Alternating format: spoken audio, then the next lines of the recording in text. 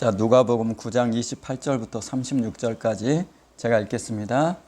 이 말씀을 하신 후 8일쯤 되어, 자, 이 말씀은 위에 부분에 나오는 말씀이겠죠. 그 말씀을 받는 이겠죠. 이 말씀을 하신 후 8일쯤 되어 예수께서 베드로와 요한과 야고보를 데리고 기도하시러 산에 올라가사 기도하실 때 용모가 변화되고 그 옷이 휘어져 광채가 나더라. 자, 모세가 언뜻 떠오르죠. 모세가 시내산에서 내려왔을 때도 이런 비슷한 내용이 나오죠. 출애굽기 34장에 30절. 문득 두 사람이 예수와 함께 말하니 이는 모세와 엘리야라. 영광 중에 나타나서 장차 예수께서 예루살렘에서 별세하실 것을 말할세. 누가 얘기하는 거예요? 그 위에 나오죠. 모세와 엘리야가. 32절. 베드로와 및 함께 있는 자들이 깊이 졸다가 온전히 깨어나 예수의 영광과 및 함께 선 두 사람을 보더니 두 사람이 떠날 때 베드로가 예수께 여짜오되 주여 우리가 여기 있는 것이 좋사오니 우리가 초막 셋을 짓되, 초막 줄고 보세요. 초막이 어떤 곳인지 알죠? 이스라엘이 출애굽한 이후 광야에서 이들이 있었던 주거 형태가 초막이죠. 이 초막 얘기를 지금 베드로가 해요. 초막 셋을 짓되 하나는 주를 위하여, 하나는 모세를 위하여, 하나는 엘리야를 위하여 하사이다 하되 자기가 하는 말을 자기도 알지 못하더라. 이 말을 했는데 이게 어떤 의미인지 본인도 몰랐다는 얘기예요. 자, 34절. 이 말할 즈음에 구름이 와서 그들을 덮는지라. 구름 속으로 들어갈 때 그들이 무서워하더니 구름 속에서 소리가 나서 이르되 이는 나의 아들 곧 택함을 받은 자니 너희는 그의 말을 들으라 하고 소리가 그침에 오직 예수만 보이더라. 누가 사라졌어요? 모세와 엘리야가 사라졌죠. 누구만 있어요 이제? 예수. 그러면 모세와 엘리야가 의미하는 바가 느낌으로도 팍 오시죠. 자, 이 누가복음 동일한 복음서 24장에 보면 모세와 시편과 선지자의 글이 나를 가리켜 기록했다라고 예수님이 말씀하시죠. 무슨 얘기인지 알겠죠? 그러면 모세는 율법을 상징하는 것이고 엘리야는 선지자를 상징하는 자로 지금 여기에 나타났던 것이죠. 그리고 그들은 예수를 가리키고 그들의 임무를 다 끝나고 이제 예수 앞에서 사라진 것들이에요. 자, 그러므로 그들은 이제 의미가 없어지고 이제 누구의 말을 들어야 돼요? 오직 예수만 보이더라. 그러니 너는 그의 말을 들으라 하고 이 말씀이겠죠. 36절. 소리가 그침에 오직 예수만 보이더라. 율법과 선지자가 이제 사라졌어요. 제자들이 잠잠하여 그 본 것을 무엇이든지 그때는 아무에게도 이르지 아니하니라. 아멘. 자, 아까 우리가 좀 흉측한 얘기 많이 했죠. 지난 2주간 제가 여러 가지 얘기를 했어요. 지난주는 요한복음 8장 갖고 얘기를 했죠. 자, 요즘은 사람을 살해하면 기본적으로 토막 살해예요. 아까 말했던 그 한강했던 그것도 그렇고 사실은 사소한 거죠. 그리고 지금 재판 중에 있는 그 자기 전 남편을 토막 살해했던 그 아시죠? 누군지. 자, 그런 일들이 너무 자주 일어나서 좀 걱정입니다. 자, 우리가 사는 세상에서 일어나는 일들이에요. 이게. 자, 그러면 왜 인간은 이렇게밖에 살 수 없을까요? 라는 질문을 답해 봅시다. 지난주 우리가 요한복음 8장 나눴죠. 요한복음 8장에서 예수님께서 인간의 신분을 뭐라고 그랬어요? 죄의 종. 이게 인간의 신분이에요. 그리고 이 말은 인간의 주인이 누구란 얘기예요? 죄가 인간의 주인이란 얘기예요. 얘가 주인이에요. 그러면서 예수님이 이 죄를 누가 만들었다고 그랬어요? 죄의 창시자가 마귀니라 라고 얘기했어요. 그래서 죄란 말은 기본적으로 마귀와 동일한 의미를 가져요. 그러면서 마귀란 존재를 요한복음 8장 44절에 진리도 없고 거짓말쟁이고 하시면서 예수님께서 마귀의 속성을 쭉 나열하시죠. 마귀의 속성이 그러하기에 마귀가 진리가 있는 존재가 아니므로 너희도 진리가 없을 것이고, 마귀가 거짓말쟁이므로 너희도 거짓말쟁이일 것이고, 마귀가 더러운 자이므로 너희도 더러운 자니라. 이런 마귀의 속성과 동일한 얘기를 44절에 쭉 해요. 왜냐하면 마귀가 인간의 압이 되었기 때문에, 죄의 압이 되었기 때문에. 자, 이 내용이죠. 자, 요 내용을 지난주 말고 그 지난주하고 연결해서 이제 더 해봅시다. 그러면 인간은 세상 가운데 마귀의 종으로 있어요. 자, 보십시다. 마귀를 예수님께서 뭐라고 그랬어요? 자, 이게 세상이에요. 우주란 뜻이에요. 마귀가 임금이에요.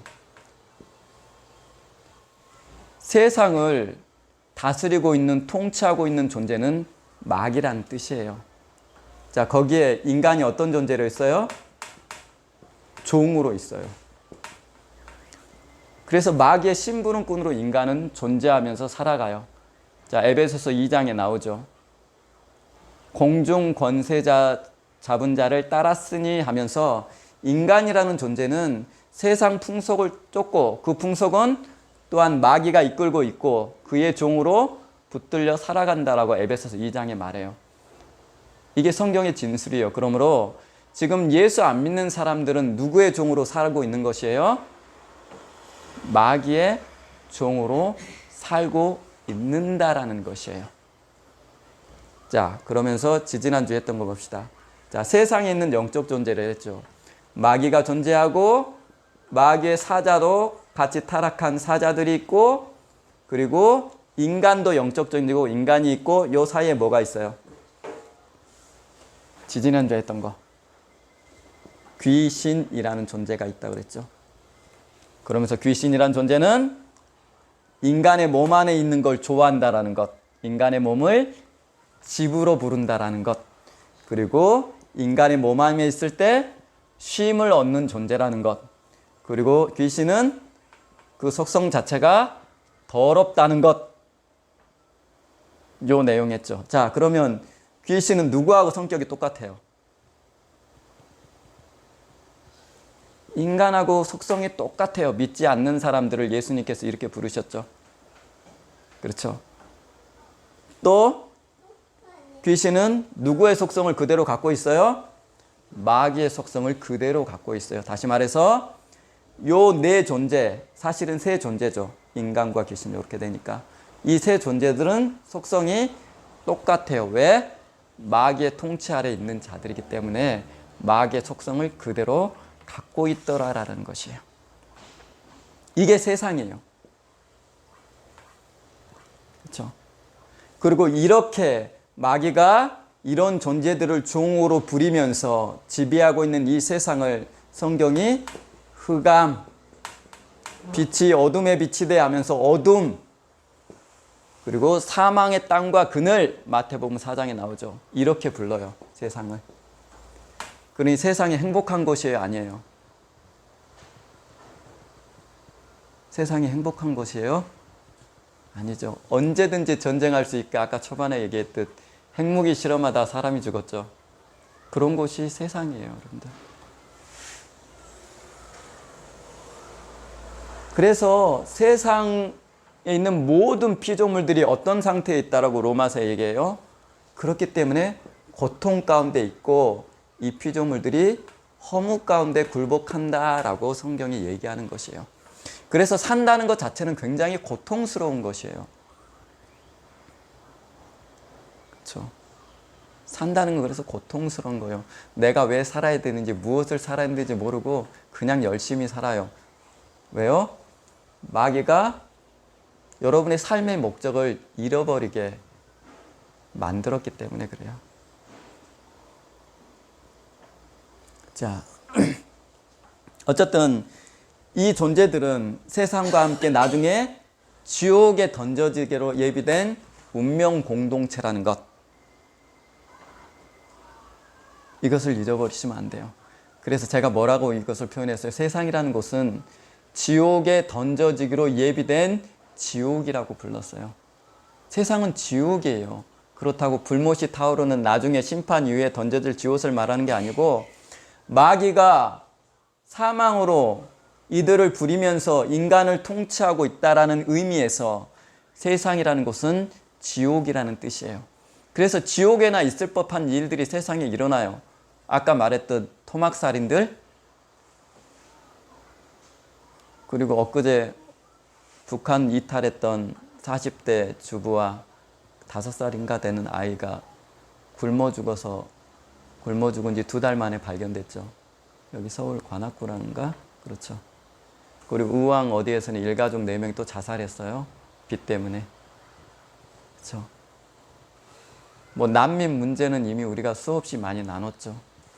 살기 위해서 국경을 넘다가 죽고 3살 난 아이가 시신으로 카메라에 찍혀서 보도되는 것도 보셨죠. 그것이 세상이에요. 세상이 행복해요? 여러분 정말 잘못 보는 것이에요. 세상이 행복한 것이 아니에요. 세상을 해서 산다는 것 자체는 굉장히 고통스러운 것이고 세상 자체가 그렇게 고통스러운 것이에요. 자, 이 전제를 가지고 이제 오늘 본문을 보셔야 돼요. 세상은 마귀가 임금 노릇하고 그가 사막이라는 방법을 가지고 이 모든 자기 부하 존재들, 자, 마귀가 왕이라면 사자들은 바로 밑에 수하가 될 것이고 귀신은 더 밑에 수하가 될 것이고 인간은 그 밑에 수하가 될 것이죠. 이들을 부리면서 인간을 지배하고 있다는 것이에요. 그럼 조금만 더 나가 볼까요? 자, 지지난주에 우리가 얘기했어요. 귀신은 사람의 몸속에 있다고 그랬죠. 그렇죠? 한 사람 안에 귀신이 몇 명 들어갈 수 있었어요? 그 본문에서. 자기가 나왔다가 다시 들어가려니까 어려우니까 7귀신을 데리고 들어갔다고 그랬죠. 그리고 막달라 마리아가 7귀신 쫓아내 주셨다고 그랬죠. 예수님께서. 그렇죠. 일단은 7귀신이 들어갈 수 있어요. 인간 안에. 게다가 자, 무덤 사이에 있던 귀신도 그렇고 보면 군대 귀신이라고 하는 거 보니까 한마만 들어가는 게 아니고 군대 병력급의 정도가 한 사람 안에 들어갈 수 있다라고 성경이 가르쳐요. 이건 무슨 말이냐면 믿지 않는 인간 안에, 인간이라는 육체 안에는 수많은 귀신들이 이미 들어가 있고 이들이 마귀의 지배 아래서, 마귀의 지시 아래서 우리의 마음, 우리의 생각을 지배해서 자기가 원하는 대로 조종하면서 움직이고 있다라는 말과 같아요. 왜냐하면 유다에게 예수를 팔려는 마음을 넣었더니라고 성경이 기록하죠.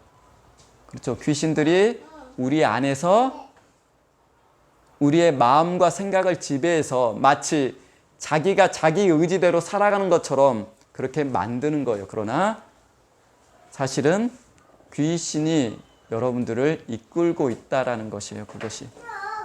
이게 성경이 말하고 있는 바예요.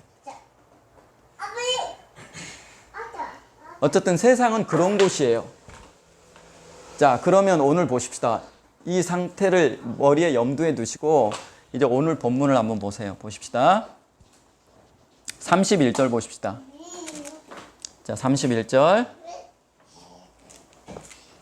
자, 영광 중에 나타나서 장차 예수께서 예루살렘에서 별세하실 것을 말할세. 이것을 제가 원문 그대로 읽어드릴게요. 영광 중에 나타나서 장차 예수님께서 예루살렘에서 엑소돈 하실 것을 말할세. 예수께서 예루살렘에서 출애굽하실 것을 말할세. 이렇게 읽으셔야 돼요. 무슨 말이냐면 누가란 사람은 예수님의 죽음을 뭐라고 돼 있어요? 별세라고 돼 있죠. 뭐라고 봤어요? 출애굽이라는 단어를 썼어요. 여기다가 예수의 죽음을, 그분이 고난받고 세상을 떠나실 것을 엑소돈, 출애굽기에 사용됐던 출애굽이란 단어를 써서 표현했다는 뜻이에요. 그래서 원래 자 여기 보십시다. 출애굽이란 엑소더스란 말, 요 말은 성경에서 세 가지 의미로 이렇게 쓰여요. 하나는 우리가 구약에 알았던 출애굽이란 말, 그리고 두 번째는 죽음, 떠남, 출발, 이런 의미로 써요. 그래서 베드로가 베드로서 1장에 내가 내 장막에 떠날 때가 임박한 줄 아노라 할 때 떠남도 엑소더스래요. 죽음이란 의미를 써요. 그래서 바로 여기 그 말을 썼어요. 세 번째가 뭐 운명, 무슨 돌, 뭐 그런 의미가 있는데 지금 우리한테 중요한 건 요 의미죠. 무슨 말이에요? 예수님의 죽음을 어떤 의미로 썼다는 얘기예요? 죽음을 출애굽하실 분, 우리를 출애굽시켜 주실 분으로 의미를 사용했다라는 것이에요. 이 죽음이라는 의미 안에 그 의미를 담고 있다라는 것이에요. 왜 그러냐 하면 예수의 죽음을 엑소더스, 엑소돈이란 말을 쓴 다음에 바로 33절에 무슨 말 써요? 두 사람이 떠날 때 베드로가 예수께 여짜오되 주여 우리가 여기 있는 것이 좋사오니 우리가 초막 셋을 짓되 라고 말해요. 뭐예요? 초막이 뭐예요? 이스라엘의 광야 생활과 바로 이어져요. 이스라엘이 바로가 통치하는 애굽에서 하나님의 은혜로 출애굽하죠. 자, 자유민이 된 상태에서 광야에서 거주할 때 쳤던 것들이 뭐예요? 바로 초막이에요. 그게 초막절이죠. 그걸 기념하면서 지금까지 이스라엘이 지켜온 절기가 초막절이죠. 여기서 알 수 있어요. 지금 예수님의 별세라는 이 죽음이라는 단어 안에 누가가 우리를 출애굽시켜줄 제2의 모세가 바로 예수님이라는 의미를 담고 넣어놨다라는 의미예요. 바로 초막 얘기를 해요. 근데 이 초막은 베드로가 자기가 말했는데도 그게 무슨 의미인지를 몰라요. 그런데 지금 너희가 출애굽한 다음에 초막이란 말을 바로 연결시켜서 뭘 떠올리게 했어요? 바로 구약 이스라엘의 출애굽을 그대로 연상되게 누가가 만들어놨어요. 그럼 무슨 말이에요? 모세가 너희를 출애굽시켰듯이 예수님이란 분은 너희를 이 세상이라는 지옥에서 마귀가 통치하고 있는, 마귀가 다스리고 있는 인간을 마귀가 종처럼 부리고 있는 이 세상이라는 고통의 장소에서 우리를 출애굽시켜줄 분이 누구란 얘기예요? 예수님이란 얘기예요. 그 예수님께서 우리를 광야 초막으로 이끌어내신다라는 의미를 누가가 이 흐름에 담아놨어요. 이 글에. 무슨 얘기예요? 예수란 분이 바로 제2의 모세란다 얘들아.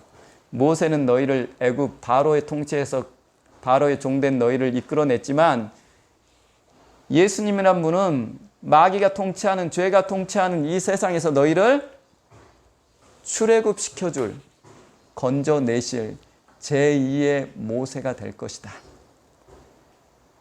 그러니 이제 과거의 그런 그림, 모세나 엘리야라는 그 그림이 중요한 게 아니고 지금 뭐가 중요해요? 누구만 보여요?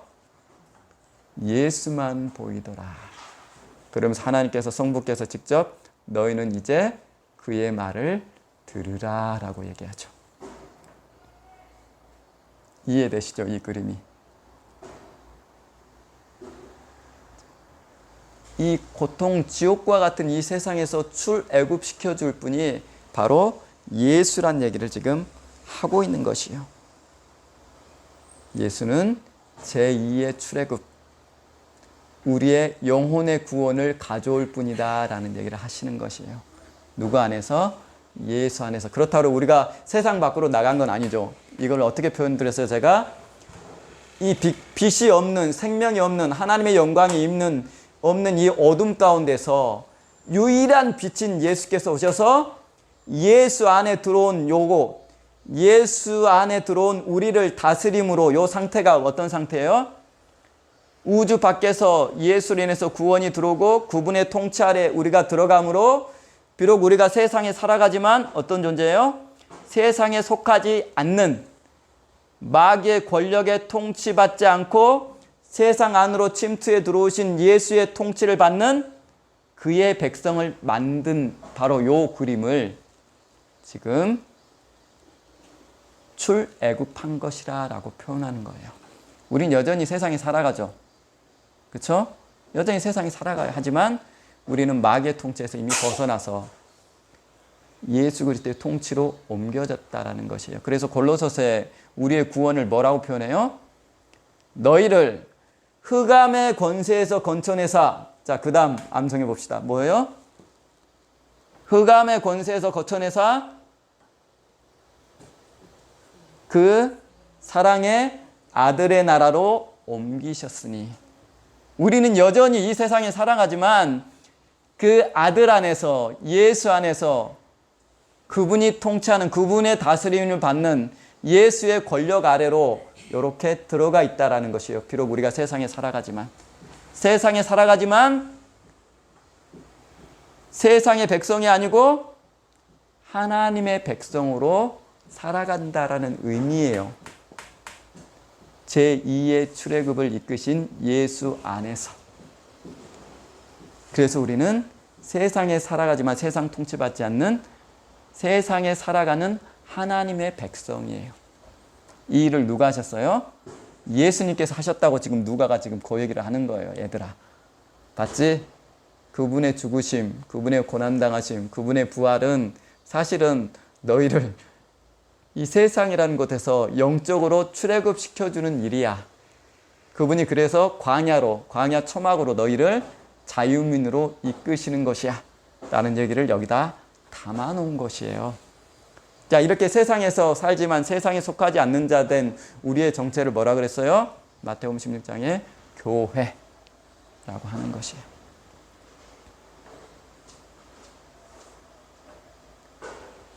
제2의 출애굽, 세상에 살아가지만 마귀의 세상 권력에 통치받지 않는 자로 예수님께서 우리를 출애굽 시켜줄 거라는 것이에요.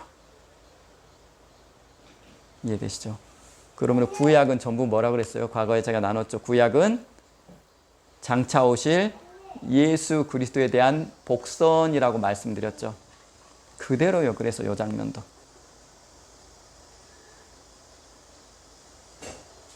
자,